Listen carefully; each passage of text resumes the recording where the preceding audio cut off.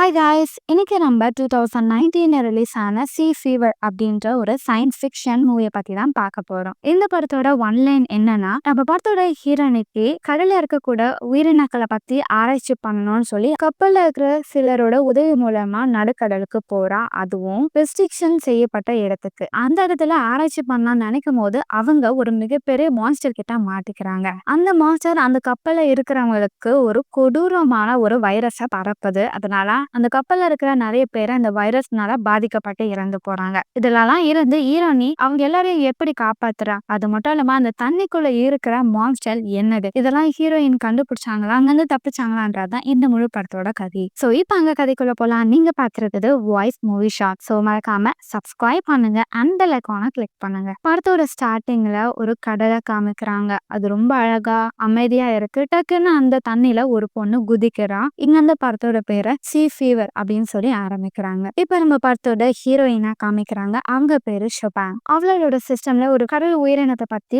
பார்த்துட்டே இருக்கும்போது அந்த லேப்ல நிறைய பேர் பர்த்டே செலிப்ரேட் பண்ணி ஹாப்பியா இருக்காங்க. ஆனா அவ மட்டும் அவ உண்டு வேலை உண்டுன்னு பார்த்துட்டே இருக்கா. அங்க ஒரு ப்ரொஃபசர் வராரு. என்னம்மா எங்க பர்த்டேக்காக எல்லாம் ஹாப்பியா இருக்காங்க, நீ மட்டும் ஏன் வேலைன்னு இருக்க? கொஞ்சமாவது இவங்க கூட டைம் ஸ்பெண்ட் பண்ணுமா? இல்ல ப்ரொஃபசர், அடுத்தது ஒரு ப்ராஜெக்ட் இருக்கு, இதை பத்தி பாருங்க அப்படின்னு சொல்லி அவ வேலையை பத்தியே பேசிட்டே இருப்பா. அவரும் இதெல்லாம் போதுமா, முடிவை அப்படின்னு சொல்லிட்டு, இங்க உனக்கு யாராவது ஃப்ரெண்ட் இருக்காங்களா அப்படின்னு கேட்கும்போது அவ சைலண்டா இருப்பா. இப்போ எல்லாரும் கூட மிங்கிள் ஆகி ஃப்ரெண்ட் ஆகு அப்படின்னு சொல்லிட்டு அவர் அங்கிருந்து போயிடுவாரு. நம்ம ஹீரோனை பொறுத்த வரைக்கும் அவளோட ப்ரொஃபஷனலா அவ ரொம்பவும் விரும்புறாவ. சோ அதை பத்தி மட்டும்தான் எப்பவுமே நினைச்சிட்டே இருப்பா.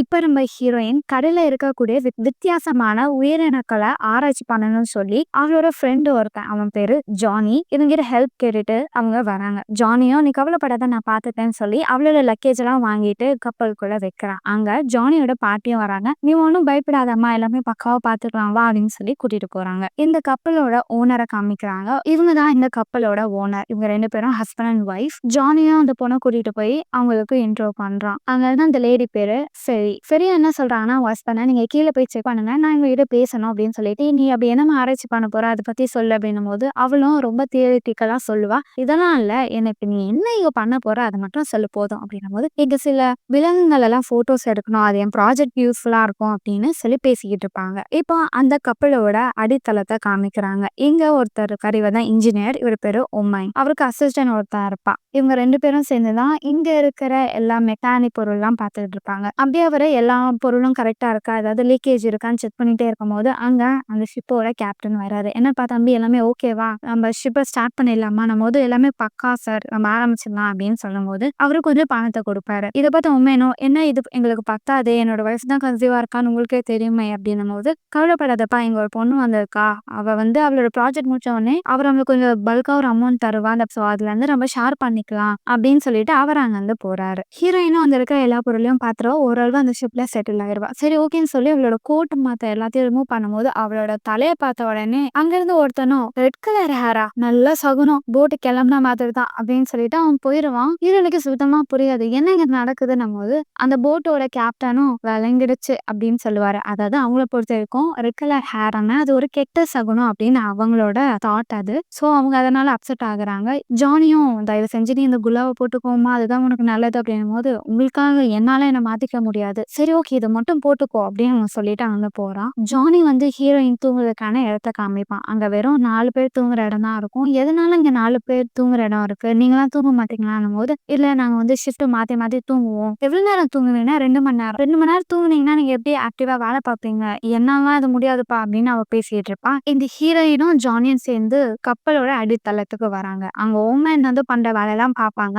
அப்ப ஹீரோயின் என்ன சொல்லுவாங்கன்னா, இதெல்லாம் பார்க்க அழகா இருக்கே, இதெல்லாம் யார் பண்ணதுன்னு கேட்டா, நான் தான் பண்ணேன், இது என்னதுன்னு அவ கேட்பா. உப்பு தண்ணி இவன் ஃபில்டர் மூலியமா நல்ல தண்ணியா மாத்துறான், இந்த எக்யூப்மெண்ட் எல்லாம் ஒமன் தான் ரெடி பண்ணது. அவ ரொம்ப பாராட்டுவா. நீங்க எதுக்கு இங்க வேலை பாக்குறீங்க, வேற ஏதாவது நல்ல வேலையா பார்த்து போக வேண்டியதானே அப்படின்னும் போது, என்ன பண்றது இப்போதைக்கு இங்க இருக்கேன், முடிஞ்சா மாத்திப்பேன் அப்படின்னு அவன் சொல்லுவான். எப்படி இவங்க பேசிட்டே இருக்கும் போது ஹீரோனிக்கு கொஞ்சம் இந்த இடம் சவுண்டாக்குனால கொஞ்சம் டிஸ்டர்பன்ஸா இருக்கும், அவங்களால படிக்க முடியாது. அதனால அந்த பாட்டியும் நீ கிச்சனுக்கு வான்னு சொல்லி கூட்டிட்டு போயிருப்பாங்க. அவளும் அவங்க படிச்சுட்டே இருக்கும்போது, என்னமா உனக்கு குளிருதா அப்படின்னு கேட்கும்போது, இல்ல அப்படின்னு சொல்லி தலையை காமிப்பா. தயவு செஞ்சு அந்த குல்லாவை போட்டுக்கோமா அப்படின்னு சொல்லுவாங்க. அவ அப்படியே அங்கேயே படிச்சுக்கிட்டு இருப்பா. இப்போ கேப்டனையும் அவங்க ஒய்ஃபையும் காமிக்கிறாங்க. இவங்களுக்கு கொஞ்சம் கடன் பிரச்சனைலாம் இருக்கும். அதனால இப்போ நம்ம இந்த பொண்ணும் ஹெல்ப் மூலியமா நம்ம நிறைய பணம் வரும், அதனால நம்ம கடன்லாம் அடைச்சிடலாம் அப்படின்னு சொல்லிதான் ஒரு பிளான்ல இருப்பாங்க. இப்போ இவங்க போகக்கூடிய அந்த ரூட்லாம் பார்ப்பாங்க. எங்க அதிகமா மீன் கிடைக்கும் அப்படின்ற அந்த இடத்துல வந்து ஆபீசர்லாம் என்ன சொல்லியிருப்பாங்கன்னா, அந்த இடத்துக்கு நீங்க போகக்கூடாது. அது ரெஸ்ட்ரிக்ஷன் செய்யப்பட்ட இடம் அப்படின்னு சொன்ன உடனே கேப்டனுக்கு வந்து கொஞ்சம் சோகமாயிருவாரு. இங்க போனா நிறைய மீன் கிடைக்கும். நம்ம பிளான் பண்ணோமே இப்படி சொல்லிட்டாங்களே அப்படின்னு சொல்லும்போது, அவங்க ஒய்ஃபும் ஒண்ணும் கவலைப்படாதீங்க. நம்ம எப்படியாவது பாத்துக்கலாம் அப்படின்னும்போது, சரி ஓகேன்னு சொல்லி வேற ஒரு ரூட்ட போடுவாங்க. கேப்டனுக்கு வந்து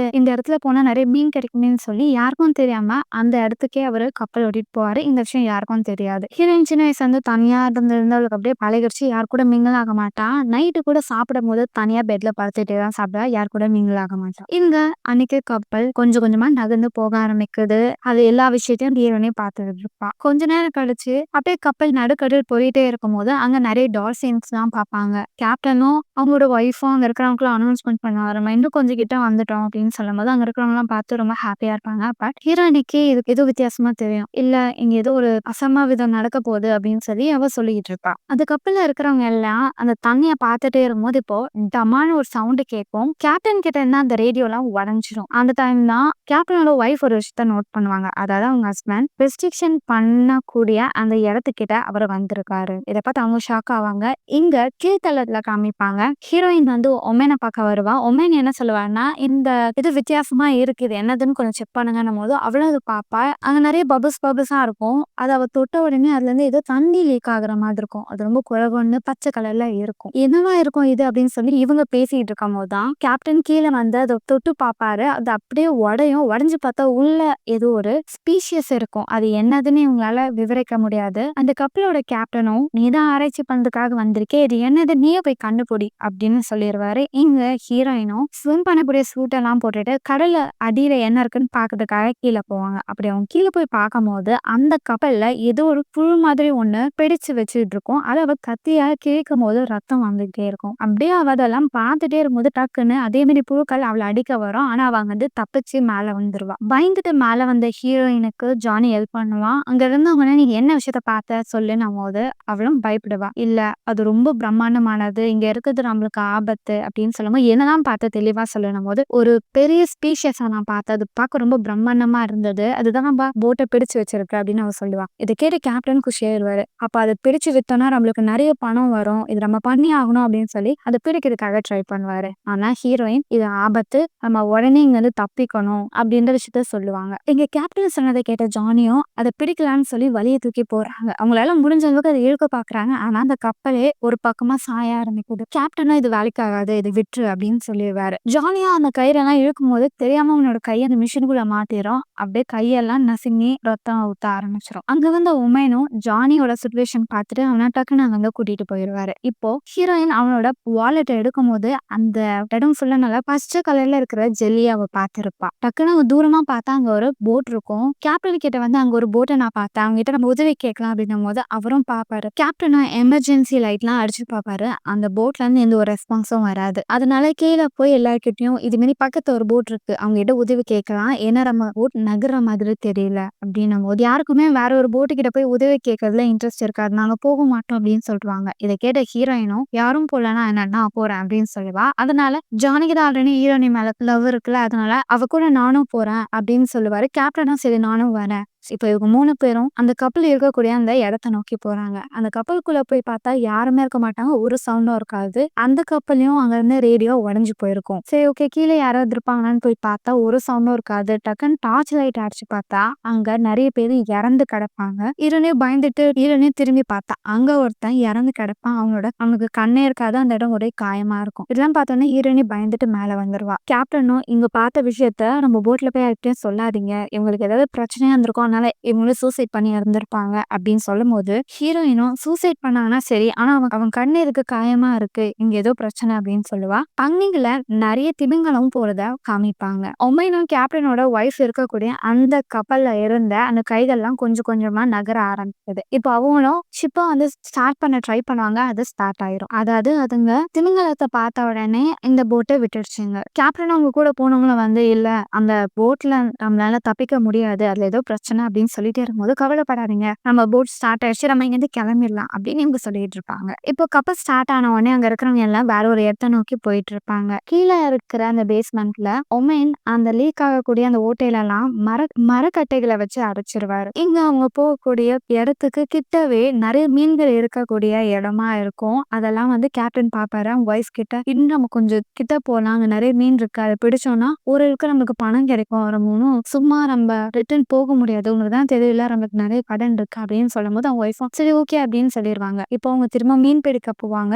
எக்கச்சக்கமான மீன்களை பிடிப்பாங்க. அவங்க எல்லாருமே ரொம்பவும் சந்தோஷமா இருப்பாங்க. அப்படி ஜானி வேலை பார்த்துட்டே இருக்கும்போது லைட்டா அவனுக்கு டயர்டா இருக்கு அப்படின்னு சொல்லுவான். இங்க அந்த போட்டை காமிக்கிறாங்க. அந்த எல்லா இடத்துலயும் அந்த பச்சை புழுகுன்னு ஒரு ஜெல்லி மாதிரி இருக்கிற இடம் எல்லா இடத்துலயும் பரவி இருக்கு. இதை யாரும் நோட் பண்ணிருக்க மாட்டாங்க. ஹீரோயினும் அவளோட ப்ராஜெக்ட்காக சில விஷயத்தெல்லாம் பண்ணிட்டு படிச்சுட்டு இருக்கும் போது அங்க ஜானி வருவான். எதுக்கு தனியா இருக்காவ, ஜாலியா இருக்கலாம் அப்படின்னு சொல்லி பேசிட்டே இருக்கும்போது, சரி இப்ப என்ன பண்றது நீயே சொல்லு அப்படின்னும் போது, நம்ம கிஸ் பண்ணாங்க அப்படின்னு சொல்லி லைட்டா கிட்ட வராங்க. அதுக்குள்ள உடனே அவங்க கூட வேலை பாக்குறாங்களா, என்னப்பா பண்ணீங்க, ஒத்துங்க நான் போய் தூங்கணும்னு சொல்லி டிஸ்டர்ப் பண்ணி விட்டுருவானுங்க. இவங்க இப்பதான் வந்து தொலைவானுங்களா அப்படின்ட்டு டக்குன்னு எல்லாம் அங்க இருந்து போயிருவாங்க. இப்ப அவளுக்கு ஜானியை ரொம்பவும் பிடிச்சிருச்சு. அவன் கூட கொஞ்ச நேரம் மிங்கிள் ஆயிட்டா. அவனை வா நம்ம எல்லாரும் கூட ஒண்ணா கொஞ்சம் சாப்பிடலாம் சொல்லி மேல கூட்டிட்டு போறாங்க. அன்னைக்கு ஜாலியா பேசிட்டு ஃபன் பண்ணிட்டு சாப்பிட்டுட்டு இருக்காங்க. அப்படி பேசிட்டே இருக்கும்போது டக்குன்னு அவன் கண்ணு சிமிட்ட ஆரம்பிச்சிருவான். எனக்கு வந்து ஸ்விம் பண்ணணும்னு ஆசையா இருக்குன்னு சொல்லி வெளியே போயிருவான். அவங்க பாட்டி, ஜானி உங்ககிட்ட என்னமா சொன்னா, அவன் ஸ்விம் பண்ண போறான்னு சொன்னான் அப்படின்னு. அட கடவுளே, அந்த பைத்தியத்தை பிடிங்கம்மா அப்படின்னு சொல்லி எல்லாமே வேகமா போய் அவனை பிடிப்பாங்க. அவனும் எனக்கு என்ன ஆச்சுன்னு தெரியல, எனக்கு ஒரு மாதிரி இருக்கு அப்படின்னு சொல்லி புலம்பிட்டு இருப்பான். அங்க வந்து கேப்டனும், நான் எத்தனை வாட்டி சொல்லியிருக்கேன் போட்ல இருக்கும் போது ட்ரக் யூஸ் பண்ணக்கூடாதுன்னு, ஏன்டா யூஸ் பண்ணணும் போது, இல்ல நான் எதுவுமே யூஸ் பண்ணல, எனக்கு டக்குன்னு ஏன் அப்படி தோணுச்சுன்னு தெரியல அப்படின்னு சொல்லி அவன் கண்ணு சிமிட்டிக்கிட்டே இருப்பான். இதை பார்த்து ஹீரோயினும் என்னாச்சு உன் கண்ணுக்கு, இங்க காமின்னு சொல்லி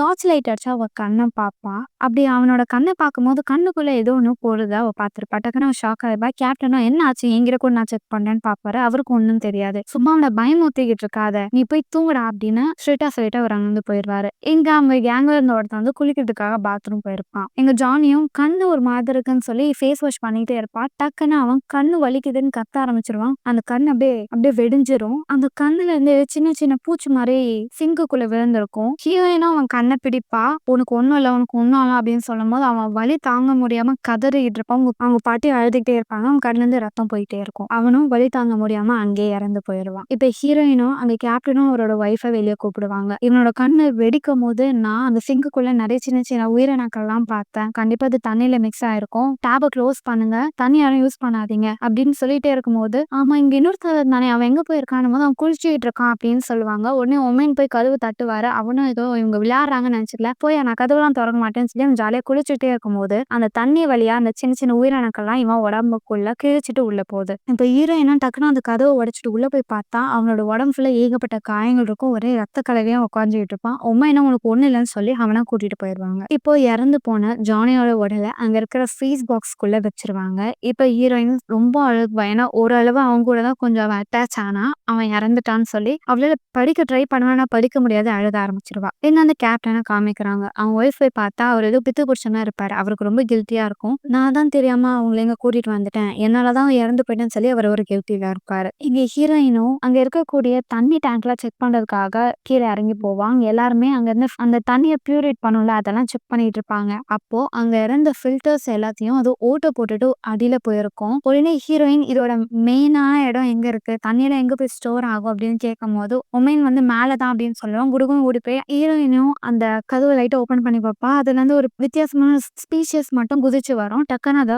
க்ளோஸ் பண்ணி லாக் பண்ணி வச்சிருவாங்க. இப்ப கீழே இருக்கிறவங்க எல்லாருமே மாத்தி மாத்தி சண்டை போட்டுக்கிட்டு இருப்பாங்க. இது மாரி டேபே நீங்க க்ளோஸ் பண்ணிட்டீங்க, நம்ம எப்படி தண்ணி குடிக்கிறது, இங்க வந்து எப்படி போறது அப்படின்னு சண்டை போடும் போது கேப்டனுக்கு அப்படியே கண்ணே கலங்க ஆரம்பிச்சிடும். அப்படியே சைலண்டா இருப்பாரு. ஹீரோயினும் நீங்க ஒன்றும் கவலைப்படாதீங்க, இதெல்லாம் சால்ட் வாட்டர்ல இருக்கக்கூடிய ஸ்பீஷியஸ் தான். இப்போ நம்ம ஸ்டோர் பண்ணி வச்சுட்டு இருக்கிறது வந்து நல்ல தண்ணி தான், அதுல அது ரொம்ப நேரம் உயிர் வாழாது, கொஞ்ச நேரத்துல இறந்துரும், நம்ம இங்க இருந்து சீக்கிரமா கிளம்பி போயிடலாம் அப்படின்னு சொல்லுவா. கொஞ்ச நேரம் அவங்க வெயிட் பண்ணுவாங்க. இந்த அந்த ஷிப்ல வந்து ஒருத்தனை காமிப்பாங்க. உண்மை என்னது அவருக்கு மருந்தெல்லாம் போட்டுட்டு உனக்கு ஒண்ணு இல்லடா தூங்குடானும் போது அவன் அழுத ஆரம்பிச்சிருவான். நானும் சீக்கிரமா சாக போறேன்னா, என்னை நம்பி நிறைய பேர் இருக்காங்க என் வீட்டுல அப்படின்னு சொல்லி அவன் அழுக ஆரம்பிச்சிருப்பான். உண்மையினா ஒண்ணு இல்ல உனக்கு அப்படின்னு சொல்லிட்டு இருப்பாங்க. எங்க டைம் ஆன பிறகு உண்மையினோ ஹீரோயினும் அந்த டேங்க்ல போய் செக் பண்ணலான்னு வழிய வச்சு உள்ள போய் பார்த்தா அந்த வழியை கொதறி வச்சிரும். இன்னும் அதுங்க வந்து உயிரோட தான் இருக்கு, ஆனா கொஞ்ச நேரத்துல அதுங்க இங்கிருந்து போயிடும் அப்படின்னு அவங்க பேசிட்டு இருப்பாங்க. அப்படி அவங்க பேசிட்டே இருக்கும் போதுதான் ஹீரோயின் வந்து அங்க கேப்டன் நடந்து போறத பாப்பா. அவரோட கால்ல அந்த ஜெல்லி மாதிரி இருக்கும். இது எல்லா இடத்துலயும் இருக்குன்னு சொல்லி அதை அவகிட்ட இருக்க அந்த மைக்ரோஸ்கோப்ல செக் பண்ணிட்டு இருப்பான். செக் பண்ணிட்டே இருக்கும்போது பக்கத்துல இருந்தவனும் எனக்கு ரொம்ப உடம்பு ஷிவர் ஆகுது அப்படின்னு சொல்லும் போது அவனுக்கு எக்ஸ்ட்ரா பெட்ஷீட் எல்லாம் போத்தி விடுவான். ஜானிக்கும் உடம்பு இப்படிதான் ஆச்சா, அவனும் என்ன மாதிரி தான் இருந்தான் போது ஆமா அவனுக்கும் இதுமாதிரி லைட்டா ஃபீவர் வந்தது, ஆனா நீ பயப்படாத பாத்துடலாம் அப்படின்னு சொன்னோன்னே எங்க அவ செக் பண்ணும்போது என்ன ஆகும்னா அந்த ஜெல்லி மாதிரி இருக்கிறதுக்குள்ள ஏகப்பட்ட நிறைய பேரசைட்டுன்னு இருக்கும், அதாவது ஒட்டுண்ணிகள் நிறைய இருக்கும். ஸோ இந்த போட்டு ஃபுல்லா அதுங்க இருக்கு, நம்மளால அதை அழிக்க முடியாது, வேற ஏதாவது பண்ணணும்னு யோசிக்கும் போதுதான் இந்த கெமிக்கல் லிக்விட் எல்லாம் அது கூட ஊத்தி பார்க்கலாம் அந்த ஃபில்டர்ல, அது நம்மளால இறந்து போயிருன்னு சொல்லி அதெல்லாம் ட்ரை பண்ணுவாங்க. ஆனாலும் ஹீரோயின் சொல்வா இதெல்லாம் இப்ப வேலைக்கே ஆகாது. அப்பதான் அவன் என்ன பண்ணுவானா ஒமேன் கிட்ட வந்து யூவி ரேஸ் லைட் ஏதாவது ரெடி பண்ணி தர முடியுமான்னு கேட்கும்போது அவரும் ரெடி பண்ணி கொடுப்பாரு. அதை வச்சு அவர் ட்ரை பண்ணுவான். ஆனாலும் அந்த ஒட்டுண்ணிகள் வந்து சாகவே சாகாது. அப்பதான் டக்குன்னு அவன் என்ன சொல்லுவான்னா பேசாம இந்த ஷிப்ல வந்து நம்ம கரண்ட் ஷாப் வைக்கலாமா, அதனால அது இறந்துரும் அப்படின்னும் போது அந்த கேப்டனோட ஒய்ஃபும் முடியவே முடியாது, நீங்க என்ன பைத்தியமா, இங்க நம்மலாம் இருக்கும், நம்மளுக்கு ஏதாவது ஆச்சுன்னா என்ன பண்றது, இது மட்டும் இல்லாம இது என்னோட ஃபேவரட்டான ஷிப், இதெல்லாம் நானும் பண்ணவே மாட்டேன் அப்படின்னு சொல்லுவாங்க. எப்படியோ அவங்கள காம்ப்ரமைஸ் பண்ணிட்டு ஓகேன்னு சொல்லி ஒத்துக்க வைப்பாங்க. அவங்க சில இடத்துலலாம் தண்ணி ஊத்தி வச்சிருவாங்க. அவங்களுக்கு கொஞ்சம் பயமா இருக்கும், ஐயோடி ஏதாவது பண்ணி தொலைச்சிடாதீங்களா, இது என் ஃபேவரட்டான ஷிப்டா அப்படின்னு சொல்லி புலம்பிட்டு இருப்பாங்க. அவங்க எல்லாத்தையும் கரண்ட் ஷாக் வைக்கும் போது என்ன ஆகும்னா அந்த ஷிப்போட எட்ஜ்ல வந்து ஒரு பொம்மை இருக்கும், அது வந்து கருகி போயிடும். அட பாவீங்களா இதே கருக வச்சுட்டீங்கடான்னு சொல்லி அவங்க ஒரு பக்கம் புலம்பிட்டு இருப்பாங்க. இப்ப அவளும் திரும்ப ட்ரை பண்ணி பாப்பா, அது எல்லாம் இறந்து போயிடுச்சு. ஆனா அதுங்க எல்லாமே இன்னும் உயிரோட தான் இருக்கும். வேற என்ன பண்றதுன்னு யோசிச்சுட்டே இருக்கும்போது இங்க அந்த கேப்டனோட ஒய்ஃப் வந்து அங்க அடிபட்டவனுக்கு வந்து மருந்து வைப்பாங்க. அவனோட ரத்தம் நிக்கவே இல்லாத இன்னும் அதிகமாயிட்டே தான் இருக்கு, உடனடியா நம்ம ஹாஸ்பிட்டல் போய்தாங்கன்னு இங்க வந்து முதல்ல கிளம்பு அப்படின்னு சொல்லும் போது ஹீரோயின் இல்ல நம்ம கொஞ்ச நேரத்துக்கு இங்கதான் இருக்கணும், நம்ம எல்லாருக்கும் அந்த தொற்று பரவி இருக்கான்னு செக் பண்ணணும் அப்படின்னு அவ சொல்லும் போது என்ன பைத்தியமா, அங்க ஒருத்தன் உயிருக்கு போராடிட்டு இருக்கான், இங்க நம்மளுக்கு தொற்று பரவச்சா இல்லையான்னு செக் பண்ணணுமா. உடனே அவ கீழே இருக்கிற ஒமேன் கிட்ட போய் இங்க பாருங்க எனக்கு உதவி பண்ணுங்க, இந்த போட்டை நம்ம இங்கே நிறுத்தணும் போது கண்டிப்பா வாய்ப்பே இல்லை, அங்க ஒருத்தன் உயிருக்கு போராடிக்கிட்டு இருக்கான், நம்ம கண்டிப்பா ஹாஸ்பிட்டல் தான் போகணும்னு சொல்லி ஒமேனும் அவ சொல்றதை கேட்க மாட்டாரு. இங்க அந்த அடிப்பட்டவனை காமிக்கிறாங்க. அந்த பாட்டி உனக்கு ஒண்ணு இல்லடா சரியாயிருவடா அப்படின்னு சொல்லிட்டே இருக்கும்போது அவன் அழுதுகிட்டே இருப்பான். உமனுக்கு லாஸ்ட் என்ன ஆச்சு அப்படின்னும் போது அவனுக்கு ஒழுங்கா கண்ணு தெரியல அப்படின்னும் போது இவன் அழுதுட்டே இருப்பான். எனக்கும் அப்படிதான் இருக்கு அப்படின்னு சொல்லி அழுதுட்டு டக்குன்னு அவன் இறந்து போயிடும். அங்க இருக்கவங்க எல்லாம் அழுக ஆரம்பிச்சிருவாங்க. அவனையும் எடுத்துட்டு போய் அந்த ஃபிக்ஸ் பாக்ஸ்குள்ள போட்டுருவாங்க. இதெல்லாம் பார்த்த ஹீரோயினும் கேப்டன் கிட்ட வந்து இங்க பாருங்க நம்ம இங்க கொஞ்ச நாள் இருக்கணும், நம்மளுக்குள்ள அந்த அந்த தொற்றுண்ணி பரவி இருக்கான்னு செக் பண்ணணும் போது அந்த கேப்டனும் இல்ல இன்னும் ஒருத்தன் இங்க சாக நான் விரும்பல, வீட்டுக்கு தான் போறோம் அப்படின்னு சொல்லிட்டே இருக்கும்போது ஹீரோனி இல்ல இல்ல அப்படின்னு சொல்லி பேசிட்டே இருப்பா. இப்ப டக்குன்னு அந்த கேப்டனுக்கு கோவம் வந்துடும். கொஞ்ச நேரம் வாய் மூடி கீழே போ அப்படின்னு சொல்லி கத்தி விட்டுருவாரு. ஹீரோனியும் இந்த போட்டை நம்ம நிறுத்தி ஆகணும் சொல்லி என்ன பண்ணுவாங்கன்னா ஷிப்பு ஓடக்கூடிய அந்த ஃபேன்ல வந்து கயிறை மாட்டி விட்டுருவாங்க. அதனால அது நின்றும். இதை பார்த்து உண்மையினும் செம்ம காண்டாயிட்டு அவளை தரத்தானே இழுத்துட்டு போய் கேப்டன் முன்னாடி விட்டு வர என்னாச்சு நீ விலையே கேளுங்க அப்படின்னு சொல்லும் போது இது மாதிரி நான் தான் நிறுத்தினேன், ஏன்னா நம்மளுக்குள்ள அந்த இன்ஃபெக்ஷன் இருந்தா அது வெளியே போனா மத்தவங்க பாதிப்போம், அதான் நான் அப்படி பண்ணேன்னு சொல்லும் போது இந்த பாட்டி மூஞ்சிட்டு ஒரு கிக்க விட்டுவாங்க. உனக்கு என்ன பைத்தியம் மாதிரி ஏன் இப்படிலாம் பண்றேன் போது ஹீரோயின் என்ன சொல்லுவாங்க இங்க பாருங்க நான் உங்க நல்லதுக்காக தான் சொல்றேன், உங்களோட ஃபேமிலி அங்க இருப்பாங்க, உமனோட ஒய்ஃபோனோட குழந்தையும் அங்க இருக்காங்க, சப்போஸ் உனக்கு இன்ஃபெக்ஷன் ஆனா அவங்களால அது பாதிக்குவாங்க, அதான் கொஞ்ச நேரம் இங்க இருங்க, நம்மளுக்கு இன்ஃபெக்ஷன் ஆகலைன்னா இங்க இருந்து நம்ம போயிடலாம் அப்படின்னு நம்ம சொல்லிக்கிட்டே இருக்கும்போது தான் எல்லாருக்கும் புரியும், சைலண்ட் ஆயிருவாங்க. இங்க கேப்டன் ரொம்பவும் அப்படியே மன உடைஞ்சு போயிருப்பாரு.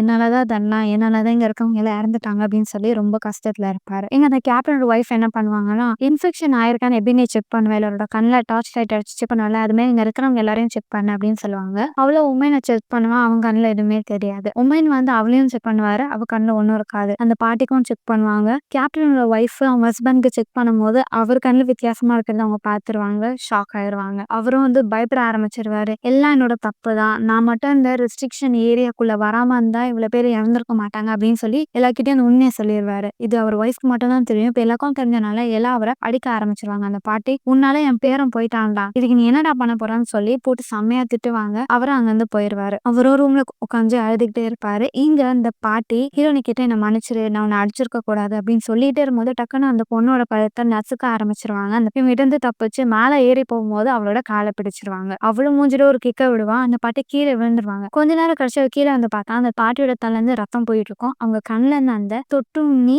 அங்க இருந்து வெளியே வந்துடும். இதை பார்த்த உடனே ஹீரோயின் இந்த விஷயத்த கேப்டன் கிட்ட சொல்லணும்னு சொல்லி ஓடி போவா.